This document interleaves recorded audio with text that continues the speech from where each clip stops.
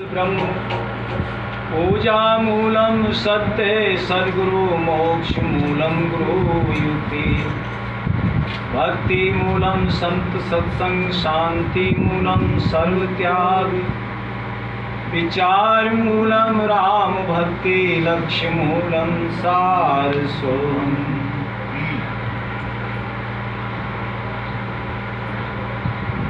आदरणीय सभी सत्संग प्रांगण में विराजमान उपस्थित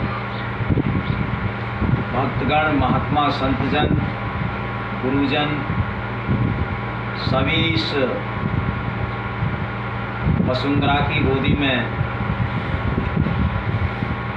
क्रीड़ा करने वाले सभी भक्तजन, सत्संग में उस परमपिता परमात्मा की छत्र छाया में बैठ करके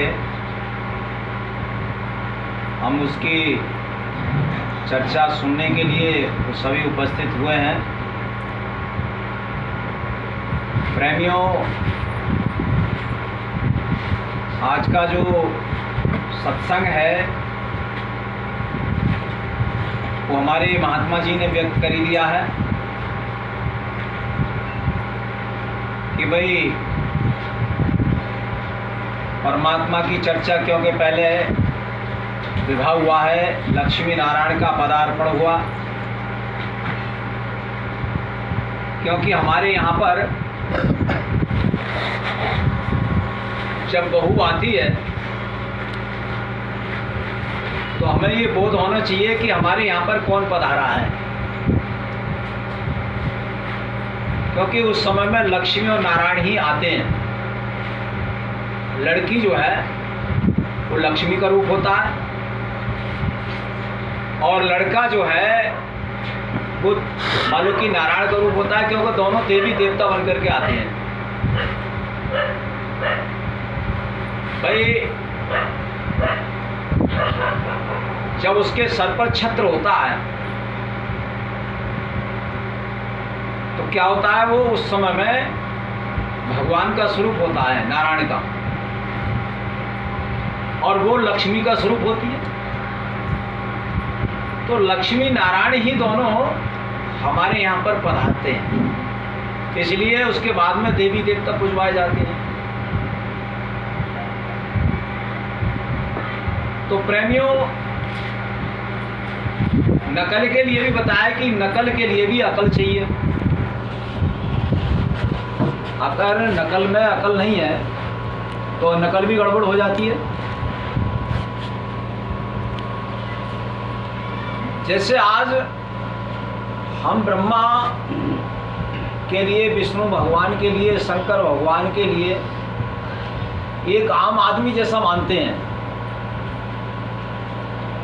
तो ये तीनों परमात्मा की महान शक्तियां हैं। क्योंकि भगवान कहता है कि एक शक्ति से, मैं ब्रह्मा रूप शक्ति से सृष्टि की रचना करता हूँ, विष्णु रूप शक्ति से पालन करता हूँ और शंकर रूप शक्ति से संहार कर रहा हूँ। तो ये तीनों कौन हुई? तीनों ही परमात्मा ही हैं, ये कोई और नहीं है। और जो इनको अलग अलग देखता है उसको कहा है मूर्ख। आरती बता रही है कि ब्रह्मा विष्णु सदाशिव जानत अविवेका, वो अविवेकी हैं जो इनको अलग अलग देख रहे हैं, ब्रह्मा को अलग देख रहे हैं, विष्णु को अलग देख रहे हैं, शंकर को अलग देख रहे हैं। भाई एक शक्ति से हमारा परमात्मा संहार कर रहा है, क्योंकि शंकर संहार नहीं सकती है, विष्णु पालन शक्ति है और ब्रह्मा जो है वो रचना करने वाली शक्ति है। तो गीता में बता रहे हैं कि भाई मैं ब्रह्मा बनकर के सृष्टि की रचना कर रहा हूँ रजोगुण रूप से,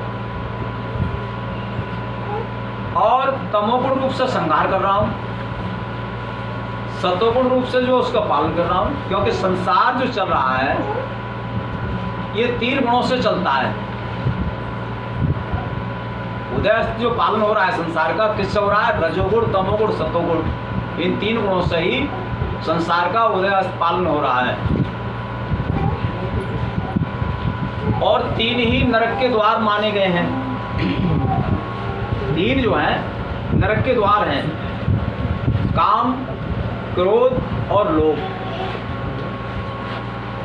ये तीनों नरक के द्वार माने गए। इसलिए कहिए कामी, क्रोधी, लालची, इनसे भक्ति न होए। भक्ति करे कोई सूरमा, जात वर्ण कुल खोए। क्योंकि जो जात के लिए, वर्ण के लिए और कुल के लिए तीनों को मिटा देता है। तो ये तीनों काहे से मिटते हैं? तीनों ही ब्रह्म ज्ञान से मिटते हैं। जब तक ये ब्रह्म ज्ञान नहीं होगा तब तक वो उसको भासते रहते हैं। कहिए कि ब्रह्म ज्ञान पहचाने, फिर भला बुरा नहीं माने। जो ब्रह्म ज्ञान को पहचान लेता है उसके अंदर से भलाई बुराई दोनों निकल जाती है। वो किसी की ना ज़्यादा प्रशंसा करेगा और ना ही ज़्यादा वो किसी की बुराई करेगा। जो बुराइयों में और प्रशंसा में भी फंसे हुए हैं तो अभी उन्होंने ब्रह्म को पहचाना नहीं, वो अभी भ्रम में पड़े हुए हैं। तो जब तक ये हमारे अंदर से भ्रम नहीं निकलता है तब तक कायम हम संसार में हैं, अभी आगे निकल नहीं पाए। क्योंकि हमारी जात तो लग गई है मगर जात स्वीकार नहीं हुई। जब परमात्मा हमारी जात को स्वीकार कर लेगा तो फिर वो अपने रूप को प्रकट कर देगा। जब अपना रूप प्रकट कर देगा तो फिर हमें जाति नहीं भासेगी। कुल या वर्ण है, क्रिया है, ये नहीं भासेगी। और फिर भी व्यवहार में, क्रिया में भेद रहता है। जैसे ज्ञान है, ज्ञान में जो है सभी के लिए बराबर अधिकार है, परमात्मा के लिए। भाई जो परमात्मा है तो परमात्मा पे हमारा सबके लिए बराबर अधिकार है। क्योंकि विद्या का कोई कोर्स नहीं होता है। शिक्षा के जो है क्लास होते हैं, इनके कोर्स होते हैं। इसलिए जो 5 कोर्स भी आते हैं तो 5 कोर्स काहे में आते हैं? 5 कोर्स ही शिक्षा में आते हैं। जब 5 कोर्सों से आगे निकलेगा तो 5 कोर्सों से जब आगे निकल जाता है, पंचकोशातीत होता है। तो पंचकोशातीत आत्मा कोई संत स्वरूप लखावे। पंचकोशातीत होने के बाद में फिर उस आत्मा का साक्षात्कार करता है। तो ये इसलिए है कि शिक्षा में भेद है मगर विद्या में अभेद है। अभेद दर्शन जो होता है वो विद्या में होगा। भाई जैसे साकार, निराकार और आकार। निराकार है, साकार है, आकार है। आकार क्या है? आकार जो हमारा जो शरीर है ये आकार है। ये संसार जो है ये विराट है सब। जैसे भगवान कृष्ण ने जब विराट दिखाया तो सारे संसार को उन्होंने अपने अंदर ही तो दिखाया था। तो ये संसार ही विराट है, ये उस पूर्ण परमात्मा से ही उत्पन्न होता है। इसलिए संसार भी पूर्ण है। संसार को कोई अधूरा माने क्योंकि इसका आदि अंत कोई नहीं बता सकता कि इसका कहाँ से कब से आदि है और कब से मान लो कहाँ जाकर के कब इसका अंत हुआ है।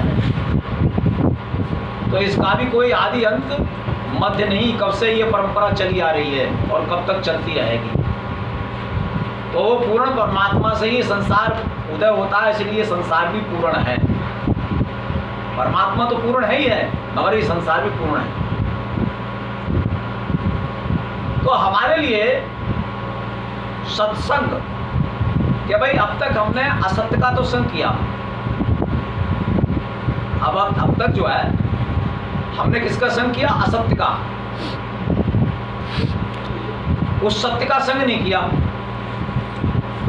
जो हमारे जीवन का आधार है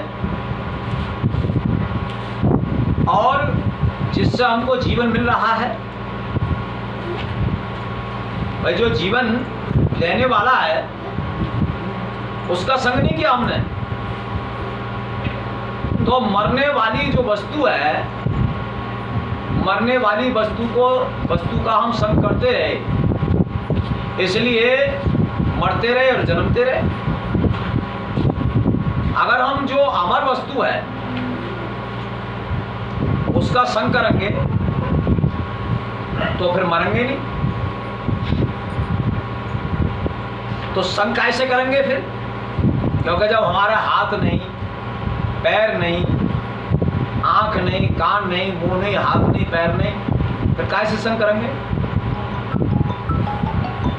जब कह रहे हैं कि भाई आत्मा असंग है, आत्मा अशरीर है, आत्मा का कोई शरीर नहीं है, आत्मा निहंग है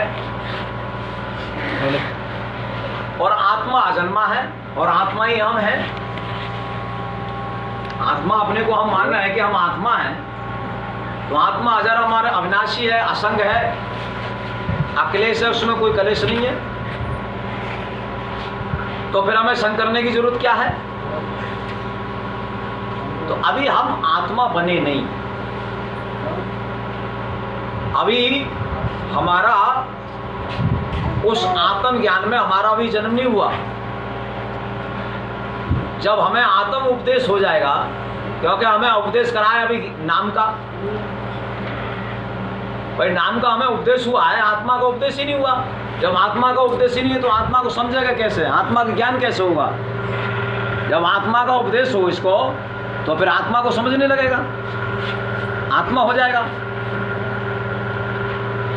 जैसे जिस चीज का उपदेश होता है वो उसी चीज को समझता है, उसका प्रभाव ही पड़ता है।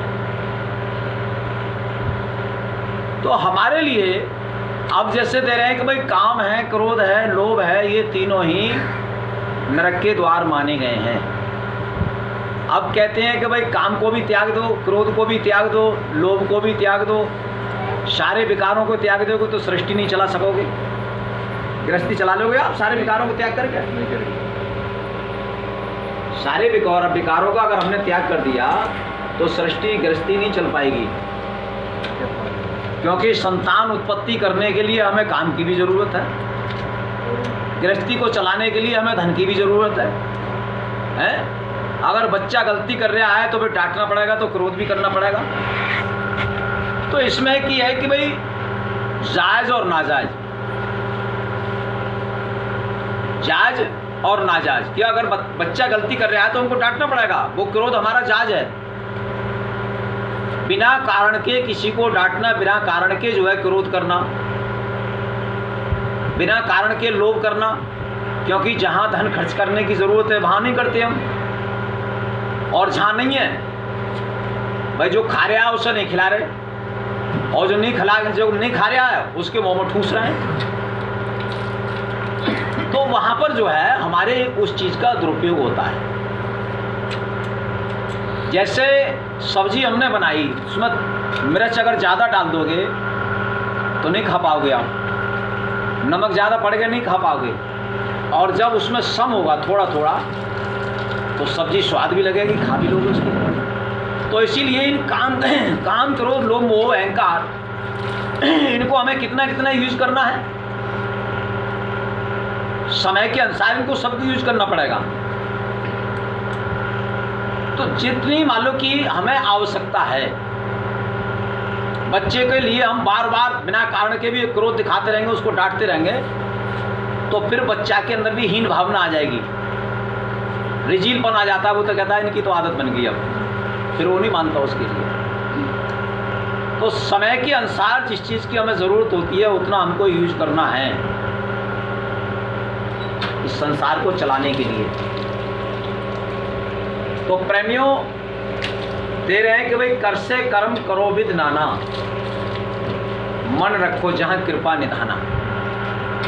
मन से कहिए कि मन से सत्य का संग करो, और शरीर से संसार का संग करो।